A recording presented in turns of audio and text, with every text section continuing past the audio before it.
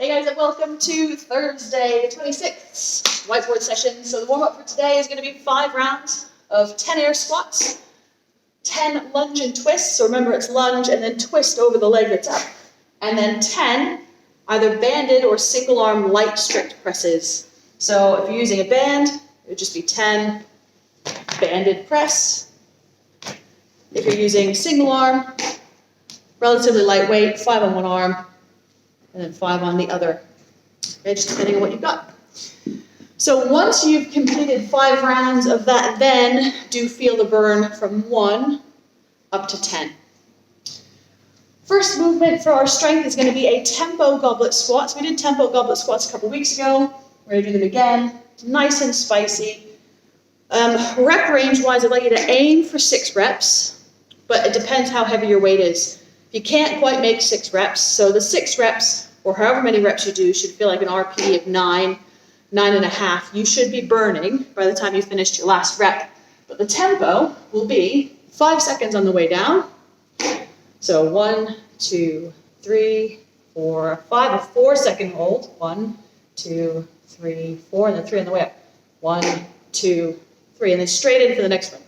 1, 2, 3, 4, 5, 1, 2, 3, 4, 1, 2, 3.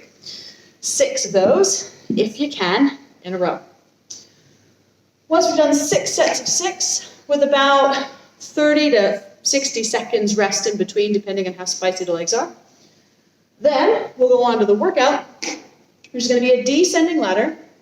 So 15 reps down to 1 rep of front squats and push press. So we've got some options in terms of our weights and how we do this. You're going to start with 15 front squats, and then you do 15 push press, 14, 14, 13, 13, 12, 12, 10, 10, down to 1. So you've got the option of a barbell. If you do use a barbell, I wouldn't go any heavier than 50 and 30, respectively. You should be able to do, I'd say, 10 front squats in that first set without having to worry about breaking it. Because obviously, cumulatively, it's going to get spicier from there. If you can, use a double weight. So it might be that you have 2 kettlebells that aren't too dissimilar in weight. So you could double weight yourself in that front rack position just to give it a little bit more oomph, like double weighted. If you have one but heavier weight, obviously then that single, more of a goblet squat for that front squat would be fine. Then for the push press, again, depends on the weights that you have. You can either go for 2 slightly lighter double push press, up overhead, or you could use your barbell, probably the same weight that you're using for the front squats, or single arm if you've got something a little bit heavier. So we've got all those options. Totally depends on what weight you have available to you.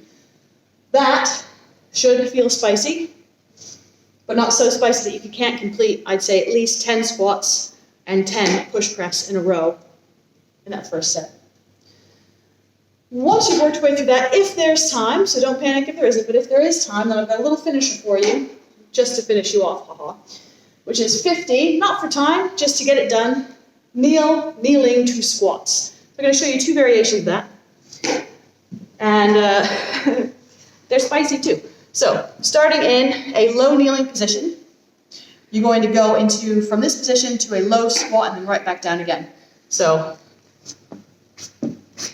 1, 2. That's kind of the way that most of us will do it. You can also do the jumpy plyometric one, and I suspect that if I even attempt to do that right now, I'll probably fail. So I'm going to leave that, and I'll send you a little video link instead, because I don't need to make an ass of myself. But essentially, going from this position and then jumping up from the knees and then landing in a squat. Yeah, I'm not even going to try. I'm tempted, but I'm not going to, because as much as I'd like to make you guys laugh, not going to happen. All right, so any questions, let us know. Otherwise, a nice, spicy squatting session for today.